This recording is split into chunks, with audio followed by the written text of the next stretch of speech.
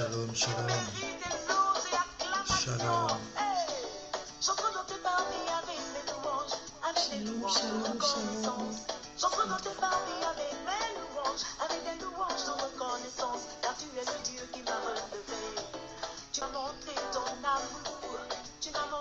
Shalom à tous. Que le Seigneur vous bénisse. Shalom, shalom. Est-ce que vous êtes là? Écrivez quelque chose.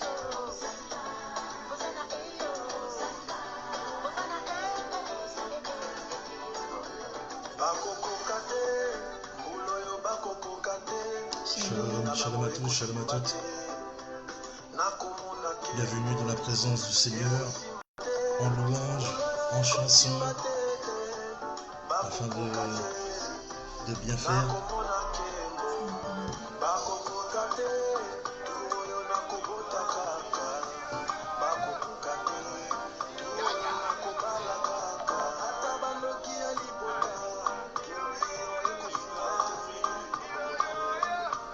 Shalom, shalom. Est-ce que vous êtes là?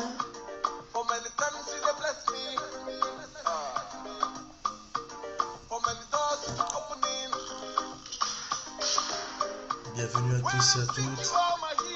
Que la grâce de Dieu soit sur vous. Au nom de Jésus-Christ de Nazareth. Alors, est-ce que déjà vous nous entendez? Est-ce que le son est bon?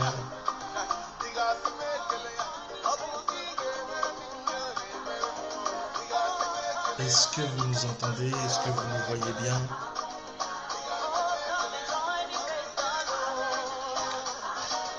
Est-ce que vous pouvez écrire quelque chose?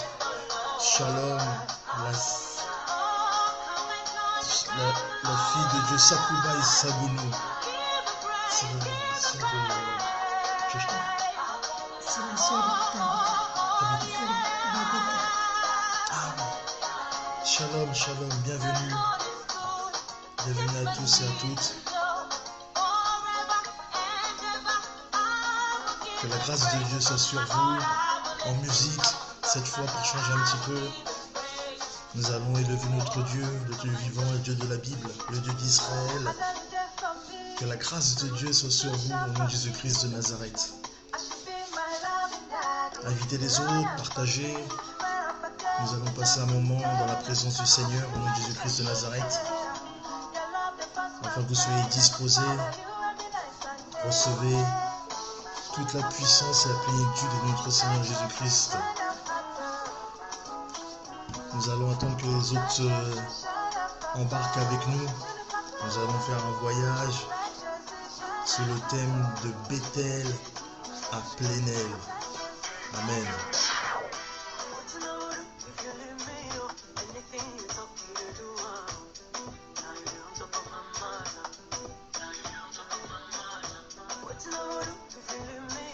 Shalom, shalom, shalom. Je ne sais pas si vous nous entendez. Très bien.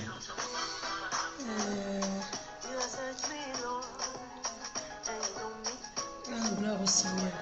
Est-ce qu'on peut partager? Est-ce qu'on peut partager? La première des choses, partageons massivement dans les groupes. Invite quelqu'un à se connecter, invite quelqu'un à passer ce temps de la prière avec nous. Alléluia. Gloire au Seigneur. Alors, toutes les personnes qui sont connectées et qui ne sont pas encore abonnées, prenez juste quelques secondes de vous abonner sur la page. Comme ça sera fait et à chaque fois qu'on sera connecté, parce qu'il y a des gens qui sont surpris. Parfois ils disent: ah, je ne savais pas que vous étiez en ligne, j'aimerais bien vous suivre quand vous êtes en ligne. Donc si tu n'es pas encore abonné à la page Shekina Beauvais, prends quelques secondes, abonne-toi. Comme ça tu recevras des notifications à chaque fois qu'on sera connecté. Et le Seigneur te bénira. Amen. Amen. Shalom à tous, shalom la sœur Babita, la sœur Tabita. C'est comme ça que je l'appelle. Shalom maman Léa, shalom la sœur Stéphanie, la servante de Dieu, soyez bénie. Est-ce qu'on peut partager? Si tu es déjà abonné, est-ce que tu peux partager le direct? Partageons massivement. Nous allons commencer dans peu de temps. Alléluia.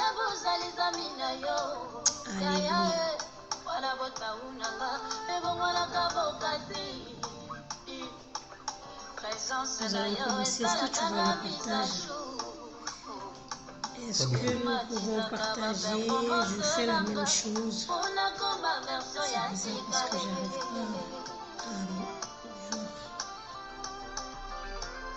Alléluia.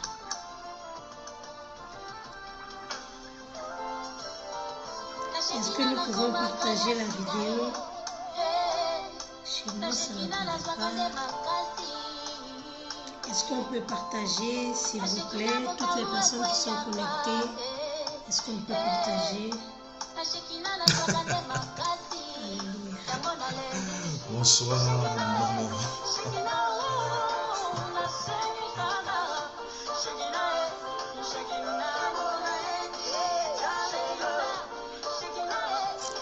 On espère que vous avez passé déjà une bonne semaine.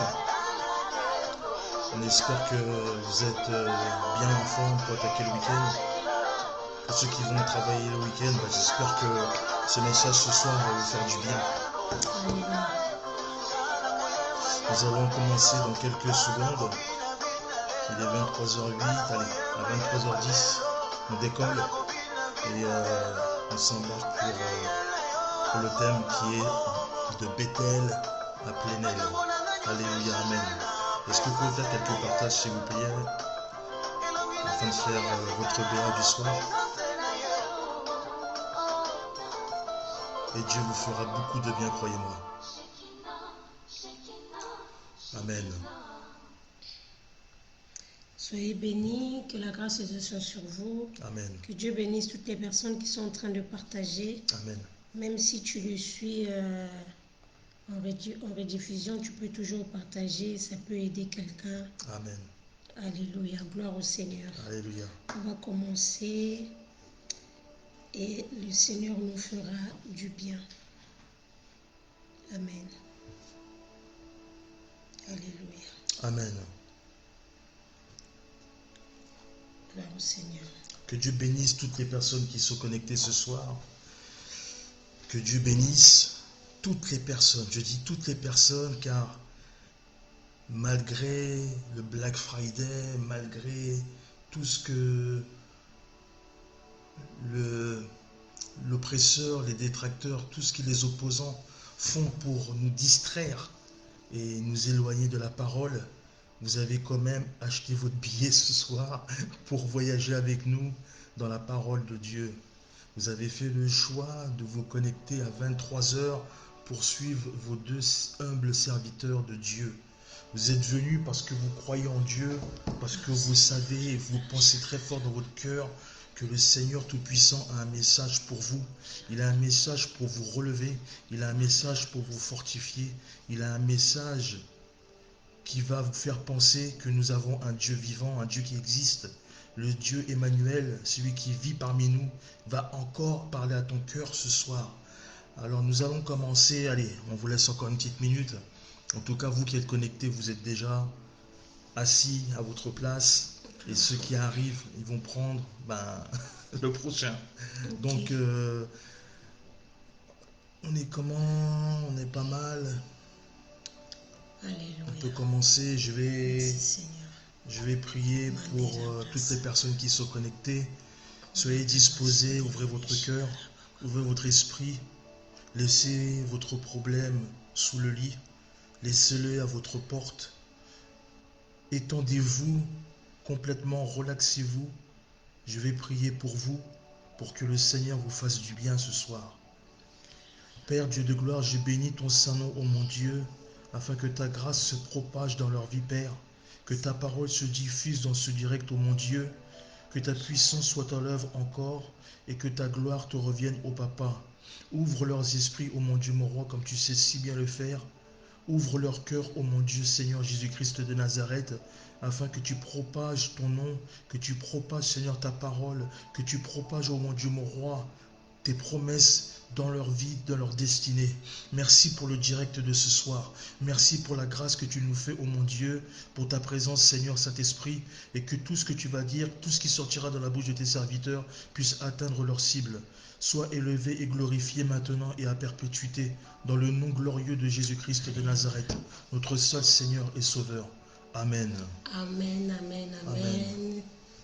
Que Dieu vous bénisse, que la grâce de Dieu soit sur nous encore en ce jour. Je vous salue tous. Shalom à maman.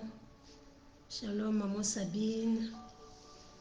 Gloire au Seigneur Jésus. Amen. Alors nous prenons nos Bibles. Nous sommes aujourd'hui, ce vendredi, nous allons parler, comme on l'a si bien annoncé, nous allons parler d'un thème qui est très important. Nous parlerons de Bethel à Péniel. De Bethel à Péniel. Amen. Alors sans plus tarder, nous prenons nos Bibles. On va beaucoup lire. J'aimerais que vous puissiez prendre vos Bibles là où tu es. Tu prends ta Bible et ensemble, nous allons lire ensemble. Donc nous commençons dans Genèse chapitre 28. Genèse 28, le verset 12, le verset 13. Et ensuite, nous prenons le verset 16 et le verset 17. Genèse chapitre 28, Genèse chapitre 28, verset 12 à 13 et ensuite le verset 16 à 17. Amen. Je lis la parole de Dieu. Amen. Il eut un songe, et voici une échelle était appuyée sur la terre, et son sommet touchait au ciel. Et voici les anges de Dieu montaient et descendaient par cette échelle. Et voici l'Éternel se tenait au-dessus d'elle. Et il dit, je suis l'Éternel, le Dieu d'Abraham, ton père, et le Dieu d'Isaac. La terre sur laquelle tu es couché, je la donnerai à toi et à ta postérité. Amen. Verset 16. Jacob s'éveilla de son sommeil, il dit, certainement l'Éternel est en ce lieu, et moi je ne le savais pas. Verset 17. Il eut peur et dit, que ce lieu est redoutable. C'est ici la maison de Dieu, c'est ici la porte des cieux. Amen. Amen. Alléluia. Amen. Alors, le thème que nous allons partager ce soir, c'est Bethel, de Bethel à Péniel, comme on l'a dit. En fait, Bethel et Péniel, ce sont deux endroits, deux localités, deux lieux qui ont subi une transformation ou encore deux lieux qui ont été baptisés par Jacob. Amen. Amen. La Bible dit que Bethel avant s'appelait d'abord Luz.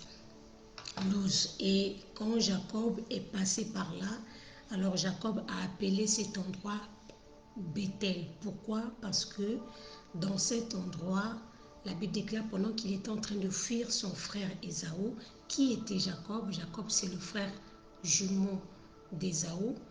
Et il avait eu un problème avec son frère parce qu'il avait, entre guillemets, usurpé l'identité de son frère pour recevoir la bénédiction de leur père.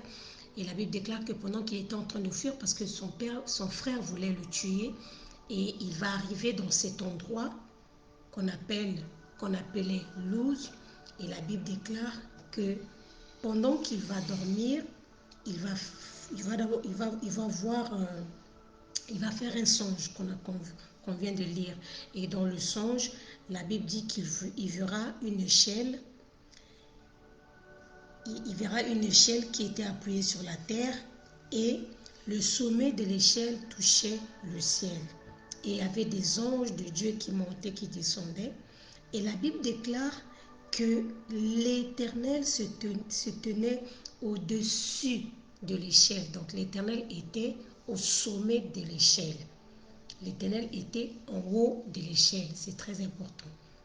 Et la Bible déclare que Dieu, du haut des cieux, a commencé à lui parler. Et la Bible dit, le verset le verset 16, lorsque Jacob s'est réveillé, il a dit, certainement l'Éternel est en ces lieux et moi je ne le savais pas.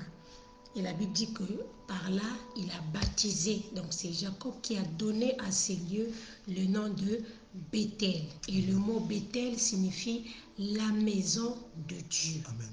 Amen. Amen. Alléluia. Et donc le deuxième endroit, c'est Péniel. On va voir ça dans Genèse, toujours chapitre 32. Shalom, la servante de Dieu, Natacha Bokole. Que la Genèse, grâce de Dieu soit sur 32. toi, la sœur Esther. Sois bienvenue dans le nom de Alléluia. Jésus-Christ de Nazareth. Amen. Soyez tous bienvenus. Amen. Amen. Genèse 32, le verset 24 jusqu'au verset 30. C'est un peu long. Docteur Patrice, si tu peux prendre juste le verset 24 et le verset 25 et le reste des versets, on va lire ça au fur et à mesure à cause du temps. Yes. Amen. Je lis la parole de l'Éternel. Amen. Chapitre 32, verset 24.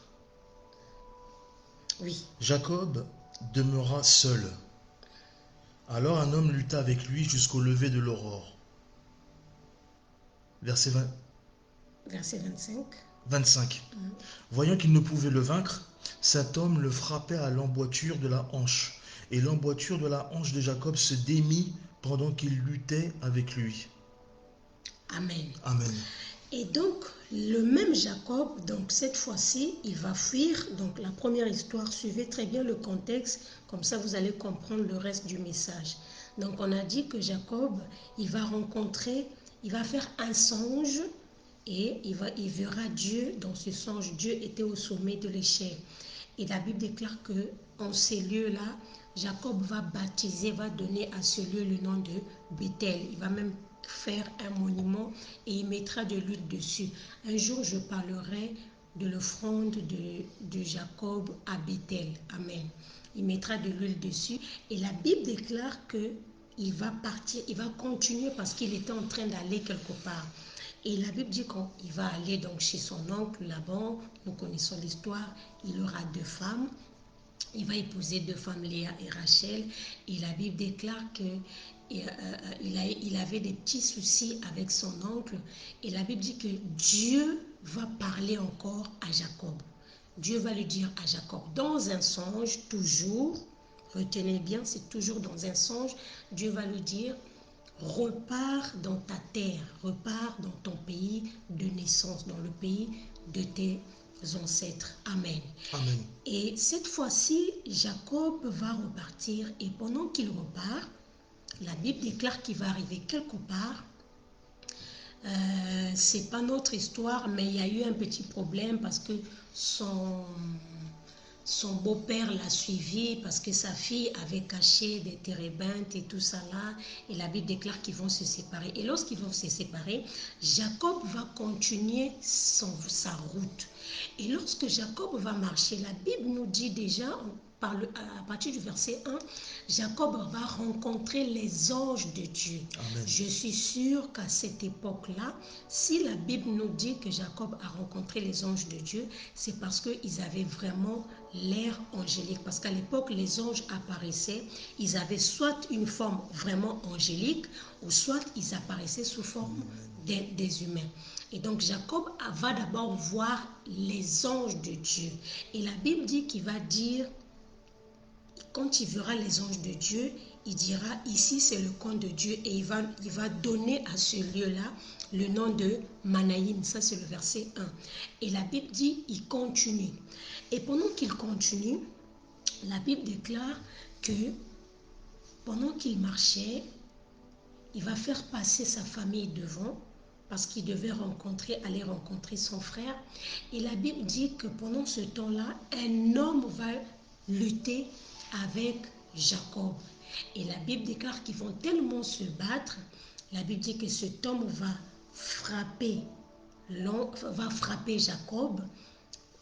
Et la Bible dit qu'il va lui demander c'est quoi ton nom. Et Jacob va lui dire je m'appelle Jacob. Et cette personne va lui dire à partir d'aujourd'hui tu t'appelleras plus Jacob, tu t'appelleras Israël, car tu as lutté avec les hommes et avec Dieu et tu as été vainqueur. Alléluia. Amen. Et la Bible dit à partir de ce moment-là, parce que l'endroit où Jacob était en train de se battre avec cette personne s'appelait Jabbok. Amen. C'était un gué, c'était un endroit où les gens pouvaient traverser. C'était juste à côté d'une rivière, mais tu pouvais traverser à pied ou encore avec des animaux. Et la Bible déclare que cet endroit-là s'appelait Jabbok. Mais lorsque Jacob a fini de se battre, lorsqu'il s'est battu avec cette personne, avec cette personne étrange qu'il a rencontrée, la Bible dit que Jacob va appeler ce lieu Péniel en disant « J'ai vu Dieu face à face et mon âme a été sauvée ». Cet endroit ne s'appelait pas Péniel. Cet endroit s'appelait Jabbok. Mais comme il s'est passé quelque chose dans cet endroit, comme c'est dans cet endroit-là que Jacob a eu cette lutte-là, il va donner à cet endroit le nom de Péniel. Amen. Amen. Et donc c'est là où nous avons tiré notre message de Péniel de Bethel à Péniel. Amen. Amen. Je vous rappelle que entre le jour où Jacob a rencontré l'échelle, entre le jour où Jacob a fait le songe de l'échelle et le jour où Jacob va vivre Péniel, il s'est passé 20 ans. Alléluia. C'est 20 ans plus tard que Jacob va passer de Bethel à Péniel. C'est 20 ans plus tard que Jacob va passer de la maison de Dieu à la face de Dieu. Alléluia. Amen. Auparavant, il avait vu la maison de Dieu, mais là, il a maintenant vu la face de Dieu. Amen. Amen. Alors, remarquons quelque chose. Est-ce que, Dr. Patrice, tu peux prendre le verset 1 de Genèse 32. Genèse 32, verset 1. Jacob poursuivit son chemin et des anges de Dieu le rencontrèrent. Amen. Amen. Alléluia. La Amen. Bible dit ici que Jacob, pendant qu'il marchait, les anges de Dieu vont le rencontrer. Lorsque Jacob partait pour aller dans le pays de son père et de sa mère, Jacob n'était pas seul. Jacob était marié. Jacob avait 2 femmes. Jacob avait des biens, il avait de l'argent, il avait des animaux, il avait des serviteurs, il avait des servantes, il avait tout ce qu'il avait. Alléluia. Amen. Mais lorsque nous regardons la vie de Jacob, nous allons remarquer que 20 ans plus tard, c'est vrai que Jacob avait tout. Il avait tout matériellement, mais il y avait quelque chose que Jacob n'avait pas.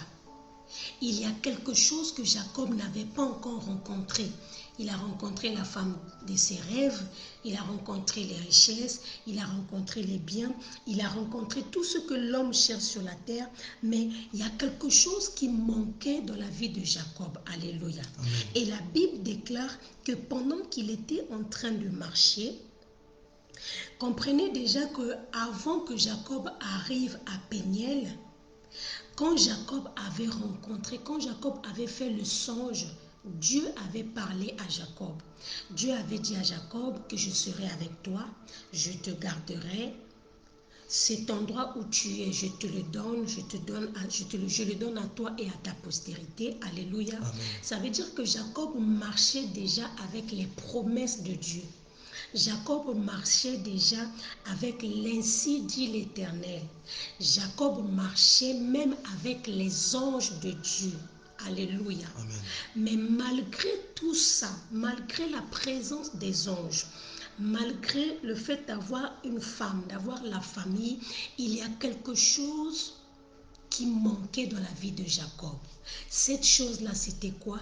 C'est que Jacob n'avait pas encore rencontré Dieu face à face. Amen. Jacob n'avait pas encore fait la rencontre personnelle avec Dieu. N'oubliez pas que lorsque Jacob a fait le songe de l'échelle, la Bible déclare que lorsqu'il a vu l'échelle, Jacob va faire une prière. Jacob dira à Dieu, si tu me gardes de ce voyage et si tu me donnes de la nourriture et tu me donnes des vêtements, tu seras mon Dieu. Ça veut dire quoi? Ça veut dire que pendant tout le temps que Jacob est passé depuis la maison de son père, nous ne sommes pas en train de parler d'un païen, on parle de quelqu'un qui est né dans la maison, dans une maison chrétienne, si on peut le dire comme ça, parce que son grand-père était l'ami de Dieu, son père était le fils de la promesse, donc Jacob, alléluia, a grandi dans un environnement des gens qui croyaient en Dieu. Jacob a grandi dans un environnement où on parlait de Dieu. Sa famille connaissait Dieu. Son père connaissait Dieu. Son grand-père connaissait Dieu. Mais il y a quelque chose qui manquait dans la vie de Jacob. C'est que Jacob lui-même, il n'avait pas encore rencontré le Dieu de son père. C'est pour cela qu'il va dire, il va faire la promesse à Dieu que si Dieu le garde, l'Éternel sera son Dieu. Amen. Ça veut dire quoi? Que Dieu, il était le Dieu de son père, il était le Dieu de son grand-père, mais il n'était pas encore son Dieu. Alléluia. Pour qu'il devienne son Dieu, il fallait qu'il fasse une rencontre avec Dieu. Voilà la chose qui manquait dans la vie de Jacob. J'aimerais dire à quelqu'un ce soir, je ne connais pas ta situation, je ne connais pas ton rang social, tu peux avoir de l'argent, tu peux avoir la femme, tu peux avoir des richesses de ce monde, alléluia, tu peux même être né dans une famille chrétienne, mais si toi-même tu n'as pas encore fait une rencontre personnelle avec Dieu, alléluia, tu sentiras toujours, il y a quelque chose qui manque dans ta vie. Amen. Tu sentiras toujours un vide, rabrasséqué. Tu peux même être le fils d'un pasteur. Tu peux même être la mère d'un pasteur, le mari d'un pasteur, la femme d'un pasteur. Tu peux même être le cousin d'un pasteur. Ton frère, ta soeur, c'est le plus grand pasteur du monde. Ton mari, c'est un grand pasteur. Ta femme, c'est une grande servante de Dieu. Mais si toi-même, tu n'as pas encore fait une rencontre personnelle avec Dieu, tu n'es pas encore sauvé. Amen. Tu n'es pas encore sauvé. Est-ce que je suis en train de parler à quelqu'un? Et la Bible dit, lorsque Jacob est revenu, la Bible déclare que pendant qu'il marchait, alléluia, pendant qu'il marchait, il va rencontrer un homme. Il a d'abord rencontré les anges. Il a rencontré d'abord les anges, mais la rencontre avec les anges n'a rien changé dans la vie de Jacob. Jacob a rencontré les anges à Manaïm. Jacob a eu un songe où il a vu Dieu, sauf que le Dieu que Jacob avait vu à Bethel, c'était un Dieu lointain. La Bible déclare que Dieu était sur le sommet de l'échelle et Jacob était en bas. C'est vrai que Jacob a vu Dieu, mais il a vu Dieu de loin. La vie de Jacob est un enseignement pour nous. Une chose est de voir Dieu de loin, une autre chose est d'avoir une relation personnelle avec Dieu, de rencontrer Dieu. Alléluia. À Bethel, tu peux voir Dieu, mais tu ne le vois que de loin. Aujourd'hui, nous avons beaucoup des enfants de Dieu. Tu peux même être dans la maison de Dieu, mais tu n'as pas encore fait une rencontre personnelle avec Dieu. Je suis en train de parler à une personne. Le message que le Seigneur m'envoie te dire ce soir, c'est qu'au-delà des miracles, au-delà de la guérison, au-delà du mariage, au-delà de tout ce que Dieu peut te donner, au-delà même de la réconciliation avec Ésaü, ce que Dieu veut pour toi, c'est que tu puisses faire une rencontre personnelle avec lui. Alléluia. Quel est le Dieu que tu as rencontré? Dis-moi le Dieu que tu as rencontré. Si tu as rencontré Bethel, Bethel c'est bien parce que tu ne peux pas rencontrer Dieu, tu ne peux pas arriver à Péniel si tu ne passes pas par Bethel. Bethel c'est la maison de Dieu. Alléluia. Amen. C'est dans la maison de Dieu Amen. que tu peux rencontrer Dieu. Amen. Il y a des gens qui se sont retrouvés à Bethel, mais ils n'ont pas encore fait une rencontre avec Dieu. Il y a des gens dont Bethel est venu vers eux. Parce que lorsqu'on parle de la maison de Dieu, on parle aussi d'une personne, on parle des personnes. La Bible dit, nous sommes le temple du Saint-Esprit. Nous sommes la maison de Dieu. Alléluia. Donc tu peux rencontrer un serviteur de Dieu, c'est bien.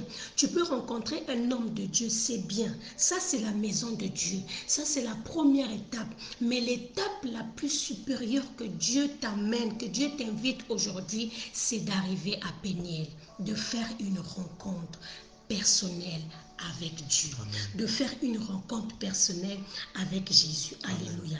Et la Bible déclare que pendant qu'il venait, la Bible dit qu'il va rencontrer un homme. Est-ce que Dr Patrice peut nous prendre le verset 24? Du chapitre 32 toujours. Chapitre 32, Genèse, chapitre 32, Je lis verset la parole 24. de l'Éternel. Amen. Jacob demeura seul. Alors un homme lutta avec lui jusqu'au lever de l'aurore. Est-ce que tu peux reprendre? Écoutez très bien. Jacob demeura seul. Alors un homme lutta avec lui jusqu'au lever de l'aurore. Le verset 25. Voyant qu'il ne pouvait le vaincre, cet homme le frappa à l'emboîture de la hanche. Et l'emboîture de la hanche de Jacob se démit pendant qu'il luttait avec lui. Alléluia. Amen. La Bible dit que Jacob va quitter la maison de ses beaux-parents. Et lorsqu'il partait pour aller rencontrer son frère, parce que son frère voulait le tuer. Alléluia. Amen. Et la Bible dit, remarquez que quand Dieu va rencontrer, quand Jacob va rencontrer cet homme mystérieux que nous allons voir, la Bible déclare que cet homme va le frapper. Pourquoi cet homme a frappé Jacob? C'est parce que Jacob avait une façon de faire des choses. Jacob avait un comportement, Jacob avait des réactions, Jacob avait des attitudes de quelqu'un qui ne dépendait pas de Dieu, bien qu'il était quelqu'un qui était né dans une famille de croyants. Amen. La Bible déclare, vous allez remarquer que lorsqu'il va arriver, la première des choses que Jacob va faire, Jacob va envoyer des messagers à son frère. Alléluia. Alléluia. Jacob va envoyer des messagers à son frère pour dire à son frère, est-ce qu'on peut lire ça, le verset 2 de Genèse 32.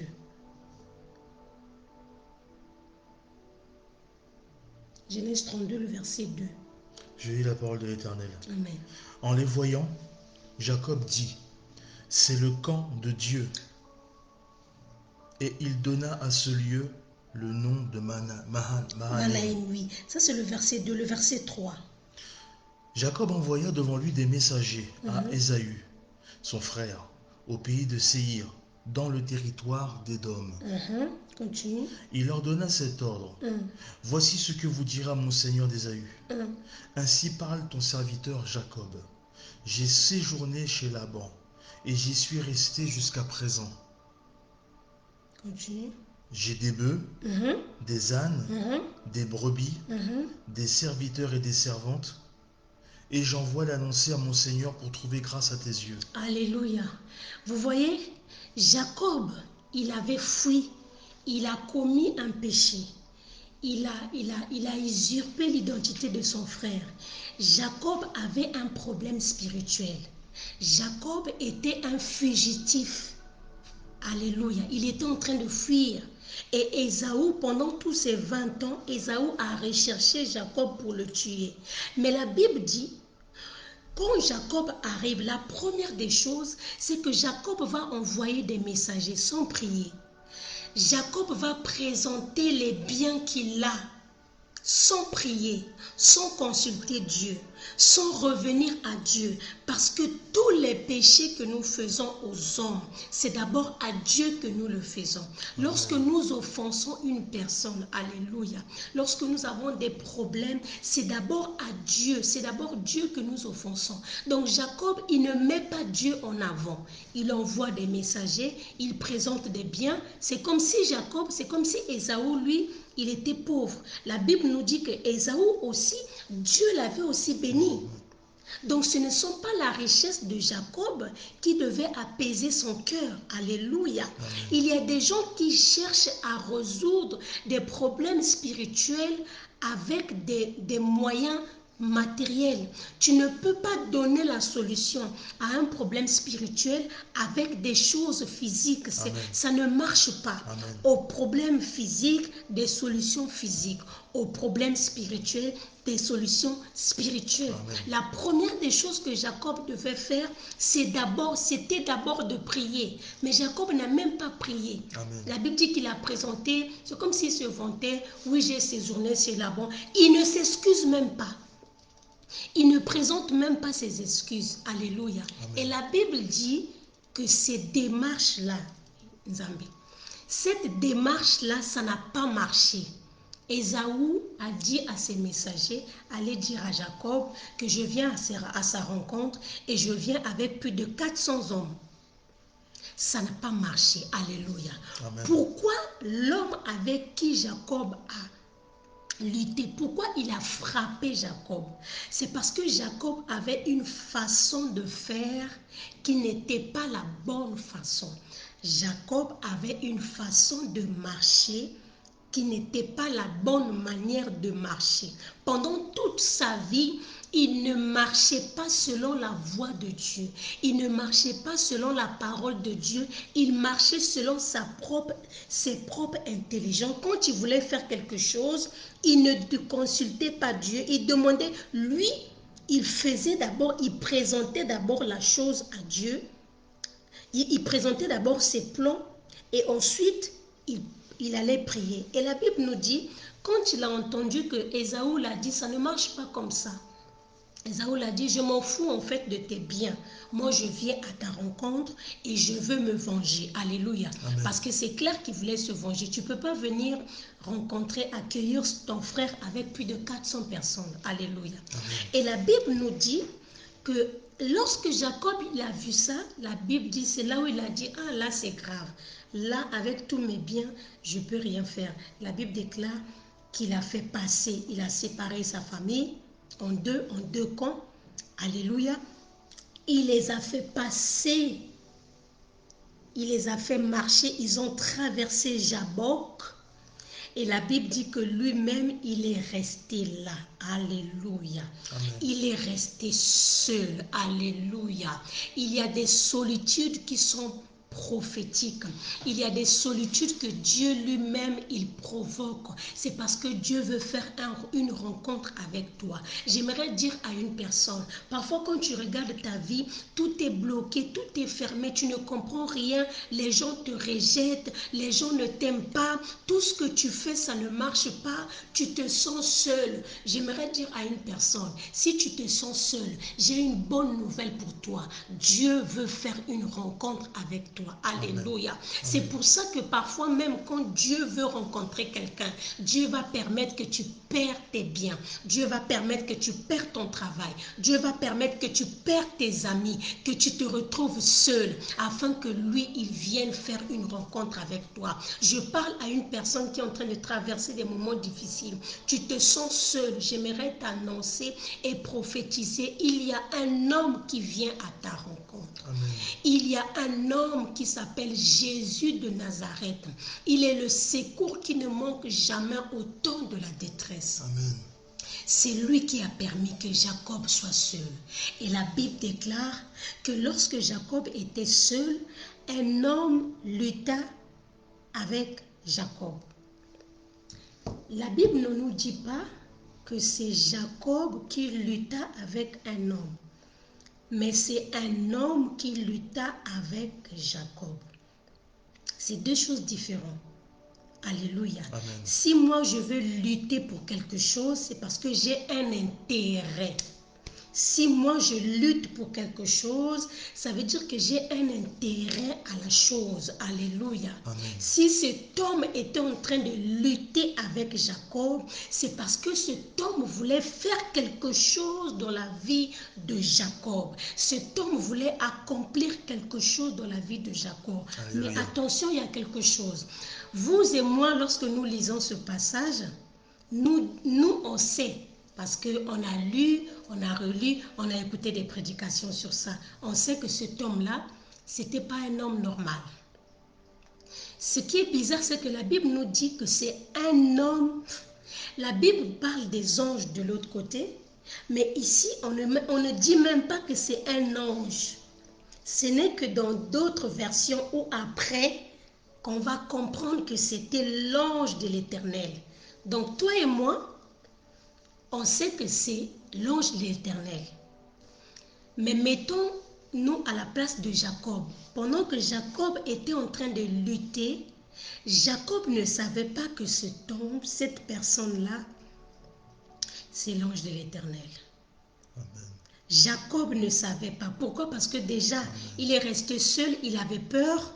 On lui a annoncé que son frère arrive avec plus de 400 personnes. Il pouvait se dire, c'est peut-être un agent, c'est peut-être un guerrier, c'est peut-être quelqu'un que mon frère a envoyé. Il pouvait se dire, c'est peut-être un voleur. Il pouvait se dire, écoutez-moi très bien, bien-aimé dans le Seigneur. C'est là où je commence vraiment le message. Jacob pouvait se dire, mais c'est qui cet homme? Parce que quand la Bible nous dit que cet homme a frappé Jacob, ça veut dire quoi? Que pendant qu'ils étaient en train de se battre, Jacob était en train de résister. Jacob ne voulait pas être frappé parce que Jacob ne connaissait pas l'identité. Jacob ne connaissait pas la mission de la personne qui est en train de lutter. En réalité, il n'était pas en train de lutter avec un homme.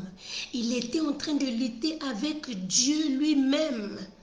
C'est Dieu lui-même qui était en train de lutter avec Jacob. Alléluia. Et c'est exactement ce qui se passe dans nos vies. La vie de Jacob est un enseignement pour l'Église. Amen.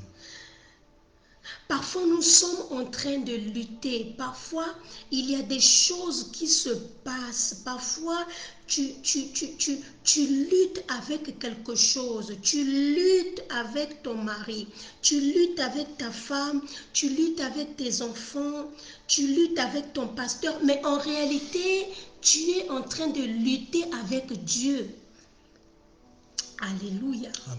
Sauf que Dieu, parfois, il prend aussi la forme humaine. Dieu, parfois, il prend la forme humaine, mais sauf que lorsque Dieu prend la forme d'un homme, il ne nous avertit pas, il ne nous dit pas que c'est moi qui est derrière. C'est pour ça que tu vas à l'église, tu entends une prédication, c'est comme si le prédicateur te connaissait. Et tu quittes l'église, tu es sur Facebook, tu tombes sur un autre prédicateur qui est en train de prêcher et il prêche la même chose. C'est comme s'ils se sont entendus.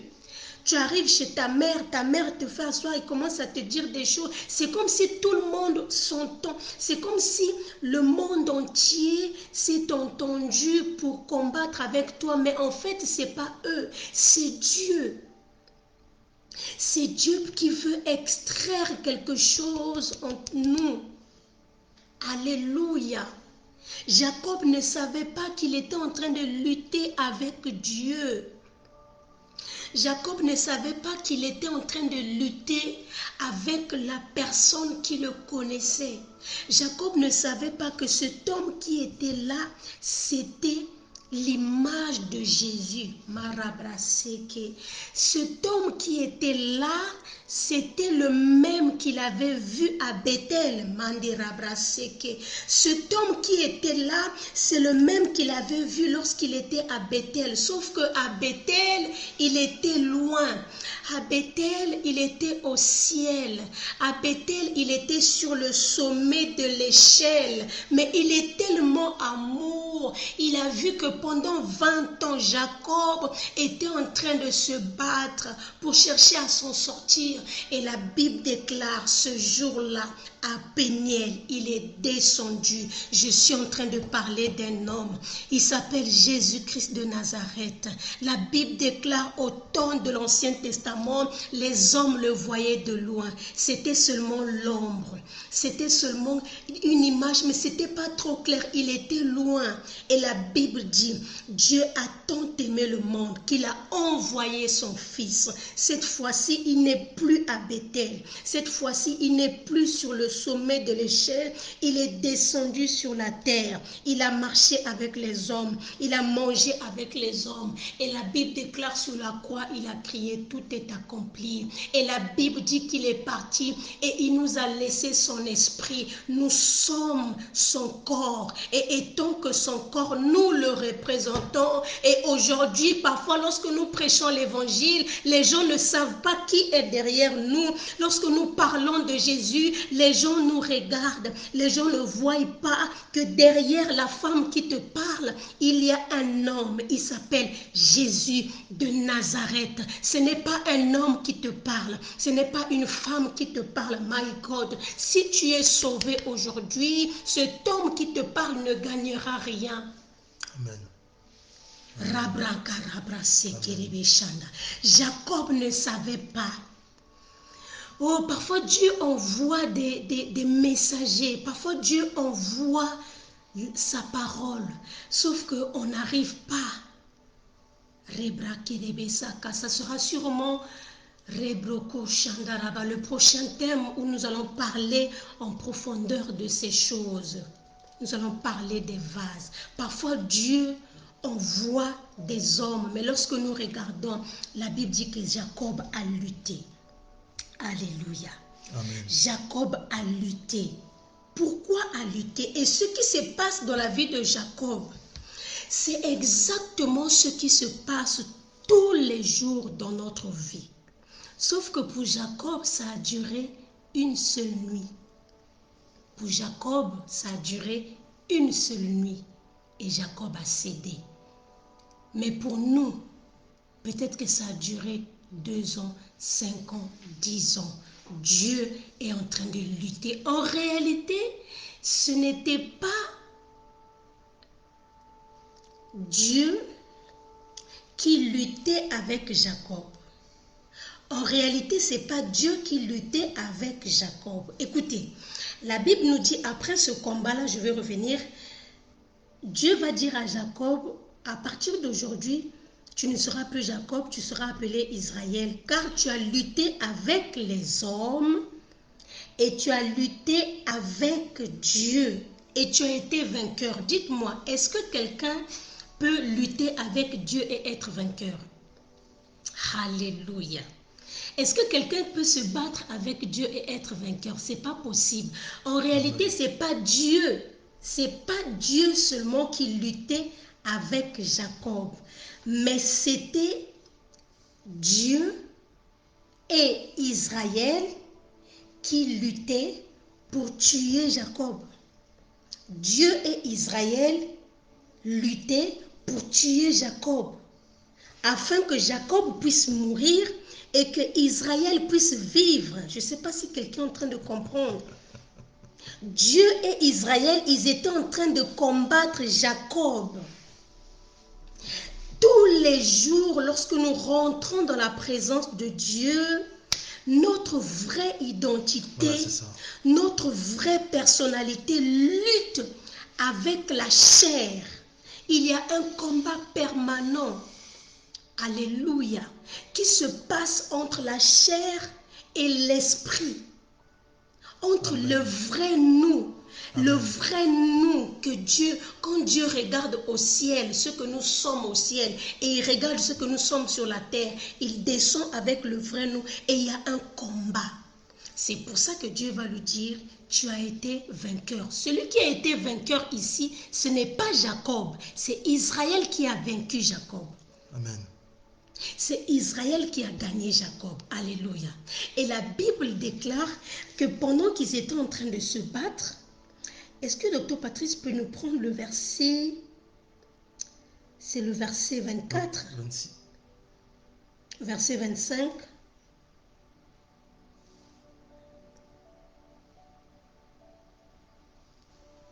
Genèse 32, le verset 25. J'ai lu la parole de l'Éternel. Amen. Voyant qu'il ne pouvait le vaincre, cet homme le frappa à l'emboîture de la hanche. Et l'emboîture de la hanche de Jacob se démit pendant qu'il luttait avec lui. Alléluia. La Bible dit que cet homme va frapper Jacob. Et j'ai dit que ce qui se passe avec Jacob, c'est ce qui se passe dans nos vies. Aujourd'hui, nous ne sommes plus à Bethel. Aujourd'hui, nous sommes à Péniel. Pourquoi? Parce que le voile du temple a été déchiré et nous avons accès au Seigneur, nous avons accès au Saint des Saints. Sauf que lorsque nous arrivons à Péniel, il est impossible d'être à Péniel et de ne pas avoir un miroir. Lorsque tu es à Péniel, c'est là où tu réalises ce que tu es vraiment. Lorsque tu es à Péniel, tes tâches sont visibles. À Péniel, nous réalisons nos défauts, nous réalisons nos faiblesses, nous réalisons à quel point nous sommes souillés, nous réalisons à quel point nous sommes éloignés de Dieu. Alléluia. Tu ne peux pas être à Péniel et être la même personne parce qu'à Péniel, c'est pas possible, c'est à Péniel. Et tous les jours de notre vie, lorsque nous rentrons dans la présence de Dieu, le Seigneur nous montre nos défauts, le Seigneur nous montre nos faiblesses, le Seigneur nous montre notre démarche. Une démarche qui n'est pas digne d'un fils du royaume. Alléluia. Amen. Parce que Jacob, devant les hommes, physiquement, pourquoi il a été frappé? Pourquoi c'est sa démarche qui a été changée? C'est parce que physiquement, Jacob marchait normalement comme un bon monsieur. Jacob marchait normalement comme quelqu'un qui est béni, comme quelqu'un qui est riche. Mais spirituellement, Jacob ne marchait pas bien. Et il fallait que le Seigneur puisse le frapper pour qu'il commence maintenant à marcher correctement. Tu me comprends pas. Écoutez, lorsque Jacob a été frappé par l'ange, la Bible déclare que l'ange l'a frappé et il a commencé à boiter. Lorsqu'il a commencé à boiter, je suis sûre que sa femme l'a vu de loin. Ces deux femmes, Léa et Rachel, ils ont vu Jacob venir. Ils ont dit non, c'est Jacob. Non, c'est pas Jacob. Est-ce que c'est Jacob? Non, c'est pas Jacob. Il le ressemble. Jacob ne marche pas comme ça. Jacob marche normalement. Ils ont regardé. Non, c'est pas Jacob. Non, c'est lui. Non, c'est... Et quand il est arrivé, je pouvais entendre la réponse de Jacob. Oh, mais Jacob, qu'est-ce qui s'est passé? J'entendais Jacob dire, Jacob n'existe plus. Jacob est mort. Celui qui est devant vous maintenant, il s'appelle Israël. Tu ne peux pas passer par Péniel et marcher toujours de la même façon. C'est pas possible. Amen. Tu ne peux pas rencontrer la face de Dieu et parler comme tu parlais avant. Amen. Tu ne peux pas rencontrer la face de Dieu et parler à ton mari comme tu parlais avant, parler à ta femme comme tu parlais avant. Tu ne peux pas être à Péniel. Tu ne peux pas rencontrer, tu ne peux pas passer par Péniel sans commencer à boiter. Alléluia. Les hommes vont dire que tu es tu es devenu bizarre. Pourquoi tu boites? Mais quand Dieu te regarde, Dieu voit que tu marches correctement. Le ciel est dans la joie. J'aimerais dire à quelqu'un, ne marche pas par rapport à ce que les hommes disent. Aujourd'hui, quand tu es chrétien, il y a des gens qui te regardent. Ils disent, mais tu as changé, tu n'es plus comme avant, tu ne marches plus comme avant. Dis-leur, c'est parce que je ne suis plus à Bethel. Je n'ai pas seulement rencontré Bethel, mais j'ai aussi rencontré le Dieu de Bethel. Je ne suis pas seulement passé par Bethel, j'ai aussi rencontré le Dieu de la maison de Dieu. Alléluia. Alléluia. Amen. Tu ne peux pas écouter. Lorsque nous regardons la vie de Jacob, pendant toute sa vie, il marchait spirituellement en boitant. Mais lorsqu'il a rencontré l'ange de Dieu, la Bible déclare qu'à partir de ce jour-là, il a changé. Sa démarche a changé. Et il y a autre chose, la Bible, est-ce que le docteur Patrice peut lire le verset 27? Alléluia. Je lis la parole de l'Éternel. Il lui dit, quel est ton nom? Et il répondit, Jacob. Il dit encore, ton nom ne sera plus Jacob, mais tu seras appelé Israël. Alléluia. Car tu as lutté avec Dieu et avec des hommes, et tu as été vainqueur. Alléluia. La Bible nous dit que l'ange va lui dire, en fait, quand il a frappé, quand il lui a frappé et qu'il a commencé à boiter, en fait, Jacob a réalisé que ce n'est pas n'importe qui.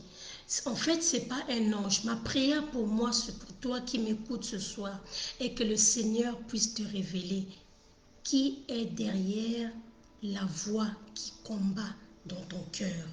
Que le Seigneur puisse te révéler que c'est la voix de Dieu. Amen. Il a compris finalement que ce n'est pas un homme normal. Il a compris. C'est un fils de la promesse. C'est un fils d'alliance. Il a compris. Il a dit, il a senti qu'il y a quelque chose. En fait, il combat.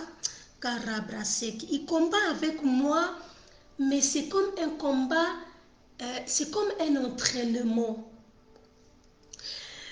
On avait vu un film avec mon mari où le film de c'était Rocky, où il y avait un entraîneur qui entraînait son élève. Sauf qu'à un moment donné, l'entraîneur, il était tellement dur, mais lui, il se demandait, mais pourquoi tu me fais ça? Pourquoi tu combats? En même temps, il était dur avec lui, mais en même temps, il lui conseillait, en même temps, il le fortifiait. Alléluia. Parce que c'est le travail que Dieu fait avec nous. Lorsque Dieu veut t'entraîner, lorsque Dieu veut te rendre fort, parfois, tu peux croire que Dieu est devenu ton adversaire. Tu peux croire que Dieu est devenu ton... En fait, il est en train de te former à être un guerrier. Parce que dehors, tu vas rencontrer l'adversaire de qualité. C'est ça la formation de Dieu. Amen. Parfois, tu peux voir comme si Dieu t'a abandonné. Parfois, tu peux voir comme si Dieu ne t'écoute pas. Mais pourquoi Dieu ne m'écoute pas? Non, il t'écoute, il est là. Mais il est en train de te former parce qu'il veut briser quelque chose en toi. Alléluia. Et la Bible dit que lorsque Jacob a compris que cet homme, ce n'était pas n'importe qui, la Bible déclare que cet homme va lui dire, quel est ton nom?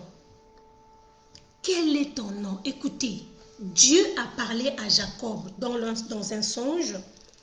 À Bethel, Dieu a parlé à Jacob chez Laban. C'est Dieu qui a dit à Jacob de repartir dans la ville de sa naissance. Alléluia. Amen. Dieu l'a parlé. Ça veut dire que quelque part, Dieu connaissait Jacob. Dieu connaissait comment il s'appelait. Mais pourquoi Dieu va lui demander comment tu t'appelles? Quel est ton nom? Et cette fois-ci, Jacob va dire, je m'appelle Jacob. Il ne dira pas, je m'appelle Ésaïe. Dans la présence de Dieu, lorsque tu es à Péniel, tu es nu. Lorsque tu es à Péniel, lorsque tu rencontres Dieu à Péniel, tu ne caches plus tes défauts. Tu ne caches plus tes faiblesses. Alléluia. Parce que Dieu ne guérit que ceux que l'on lui présente. Écoutez, dans Ésaïe Dans Ésaïe chapitre...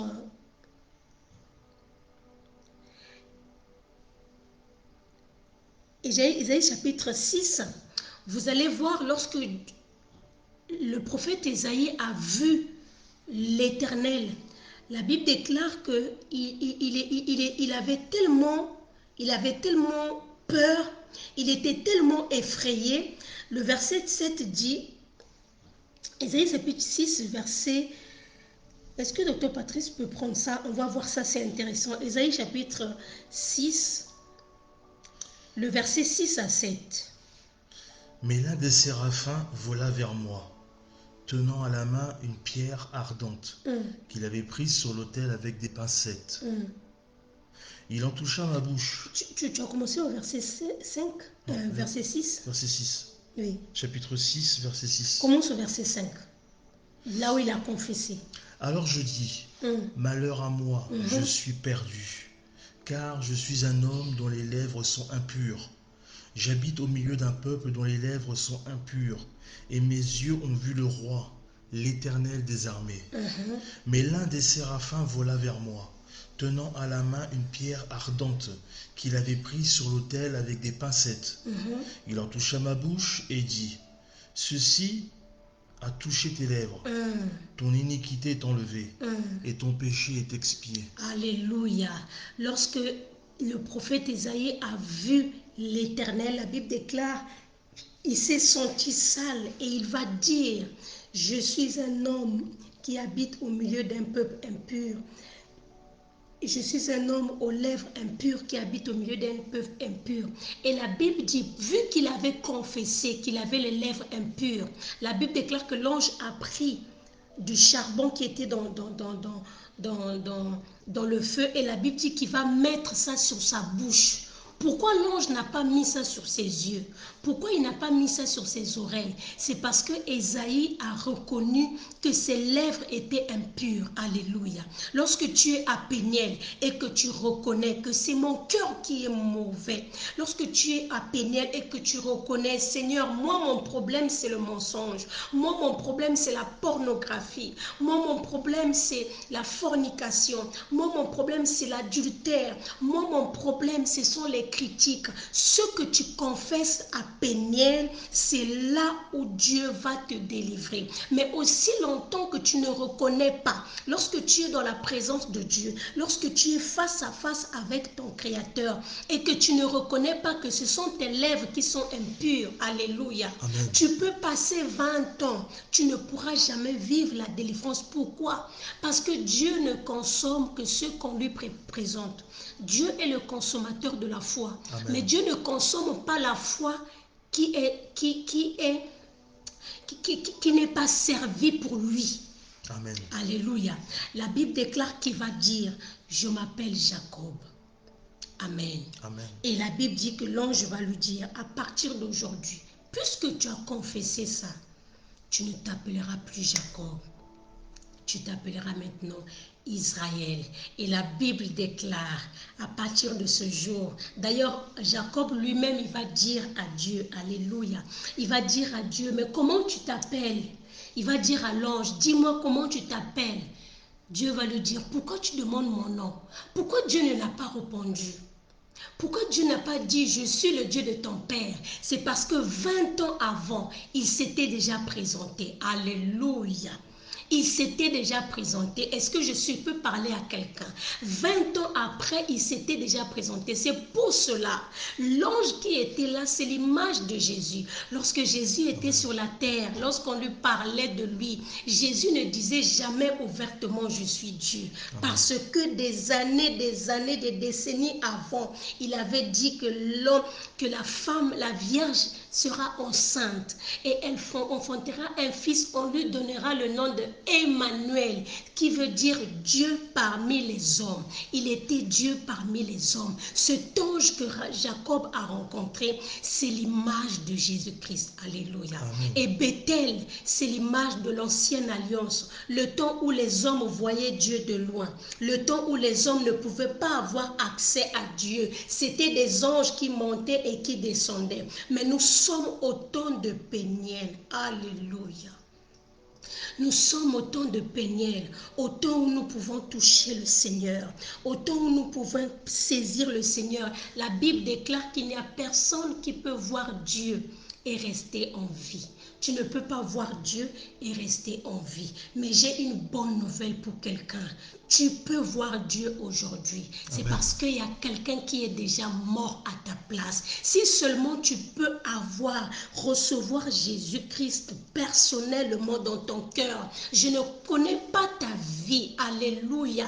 Tu peux être quelqu'un qui fréquente Bethel, mais tu ne connais pas le Dieu de Bethel. Tu ne connais pas le Dieu de la maison de Bethel. Aussi longtemps que tu marcheras selon tes voies, aussi longtemps que tu diras, moi on ne me parle pas comme ça, aussi longtemps que tu diras, moi je fais de ma vie ce que je veux, alléluia, tu n'es pas encore arrivé à Péniel.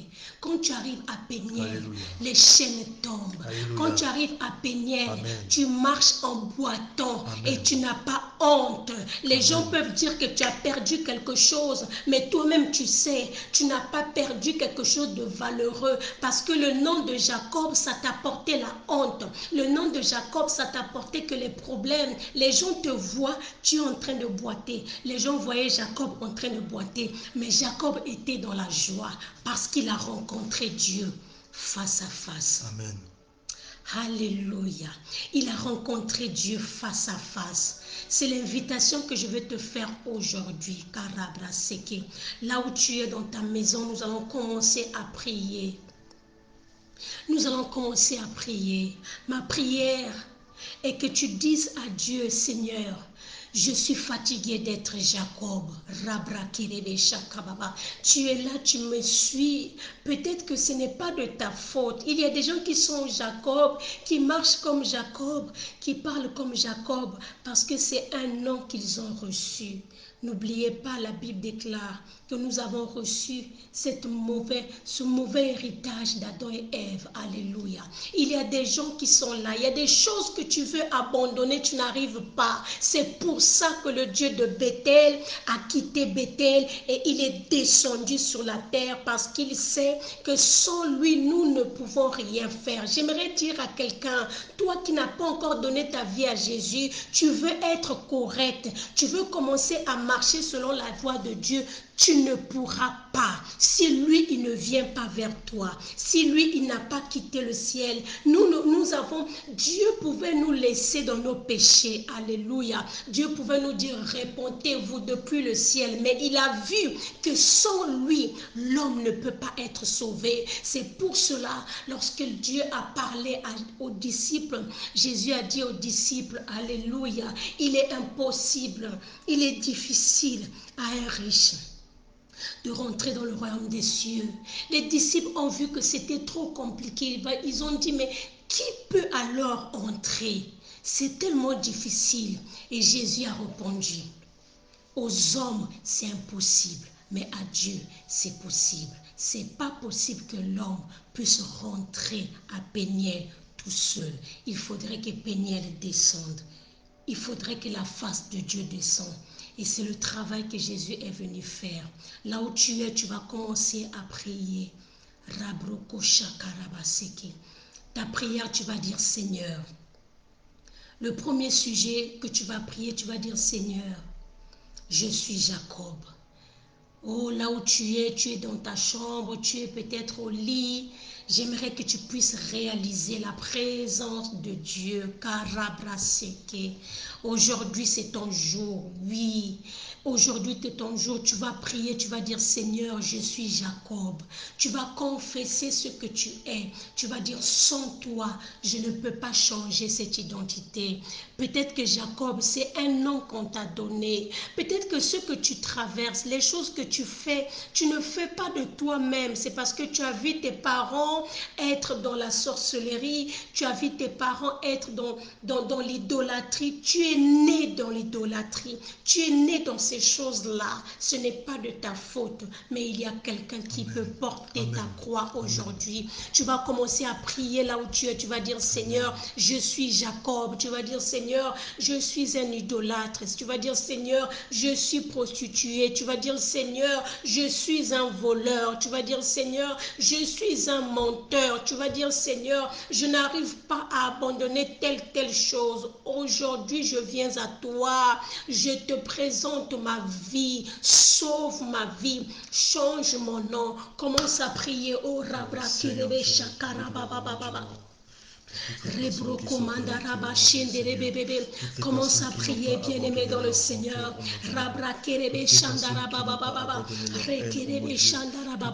Nous nous présentons tels que nous sommes, Seigneur. Sans toi, nous ne pouvons rien faire, Papa. Je prie pour toutes les personnes qui sont en train de prier en ce moment. Toutes les Jacob, tous les Jacob qui veulent changer, Seigneur. Et dans ta main maintenant, Père, manifeste encore ta gloire dans leur vie, Seigneur de gloire. Qu'ils puissent vivre ta gloire, qu'ils puissent témoigner ta grandeur, Père. Oh, Rekarabra, Sekerebe Shandara Baba. Korabra Kerebe Shakara Baba. Korebre Kerebe Shandara Baba. Oh, Rabra Seki. Au nom de Jésus. Alléluia. Merci Seigneur. Oui, bien-aimé, tu vas prier maintenant.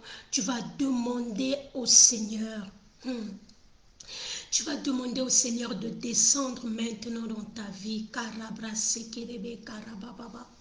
Que tu vas dire, Seigneur, manifeste-toi maintenant. Écoutez, c'est Jacob qui a dit que ce lieu s'appelait Péniel, mais ce lieu ne s'appelait pas Péniel avant.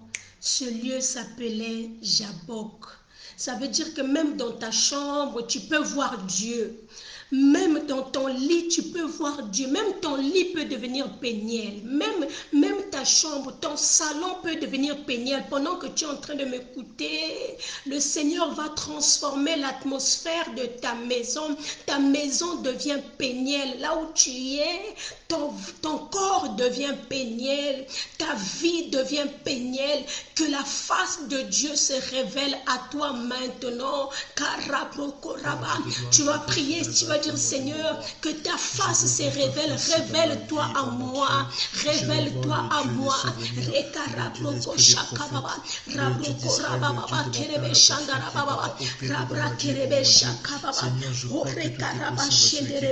Révèle-toi, Seigneur. Révèle-toi, Papa. Révèle-toi dans la vie de ton peuple. Révèle-toi dans la vie de toutes les personnes qui sont connectées maintenant, Seigneur. Que leur maison, Sainte de gloire, dans leur maison, qu'ils puissent voir la face. Dans la vie de mes parents, dans la vie de mes familles, de mes enfants, au Dieu de gloire. Je vois la gloire de Dieu opérer dans le surnaturel, oh Papa. Manifeste-toi dans ma vie, oh mon Dieu. Seigneur, je crois au changement au nom de Jésus. Merci Seigneur. Merci Papa. Alléluia. Écoutez ce que la Bible nous dit, le verset 30.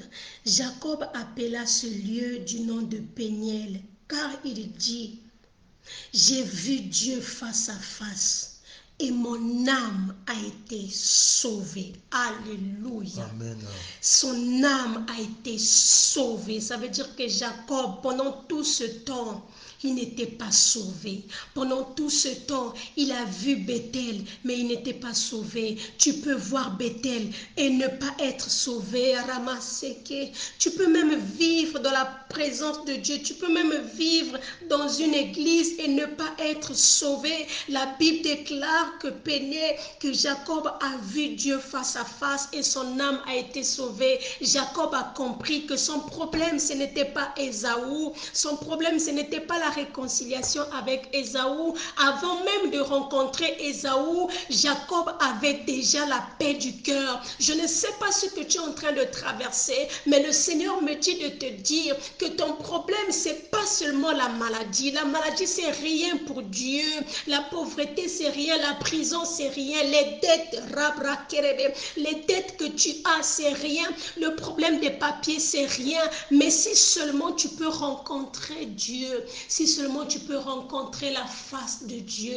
La Bible déclare, avant même de recevoir Anne, avant même de recevoir Samuel, un jour il a rencontré Dieu. Il partait à l'église, mais son cœur était loin de Dieu. Mais le jour qu'elle a fait la rencontre, la Bible dit que son visage ne fut plus la même. Avant même de recevoir Samuel, elle a commencé à sourire, elle a commencé à avoir la paix.